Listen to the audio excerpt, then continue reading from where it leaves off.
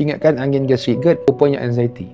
Saya ada seorang pasien, seorang lelaki berumur 46 tahun datang daripada Kelang. Mengadu sakit perut, angin, pedih, senak, memulas, kembung, loya, nak muntah, sakit dada, berdebak, nafas tak puas, tercekik, hidung tersumbat, kepala melayang dengan pening, leher tegang, belikat dengan bahu, badannya lemah, sendi-sendi semua sakit, seram sejuk, menggigil, risau, gelisah, takut, sedih, tak seronok. Rasa macam badan tu ada benda yang tak kena. Matanya berat, telinga berdesing, mulutnya kering. Sakitnya dah lama, banyak tahun. Dia jumpa doktor dah macam-macam dah. Dah jumpa ustaz dengan promo dah.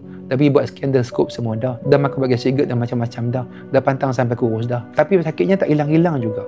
Sampai ganggu tidur dia, sampai kerjanya. Jadi saya pun bagi ubat anxiety kat dia, separuh hilang.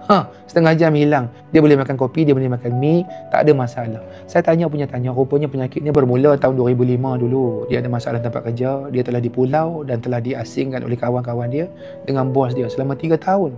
Dia dibiarkan tak bekerja, masuk office tapi tak bayar kerja. Kerana katanya dia tak boleh buat kerja, stres dan down. Sejak tu dia ada angin dan kembung, dia pergi urut dan sebagainya, tak baik-baik juga. Lepas tu, lepas 3 tahun tu dia dah boleh kerja, sakitnya kurang. Tapi akhir-akhir ini dia dapat sakit semula sebab bila dia dapat penyakit angin dan kembung tu, dia pergi klinik, doktor kata dia ada darah tinggi, kolesterol, dah ada masalah, risau. Dia risau pasal sakit darah tinggi dan kolesterol dan jantung dia tu.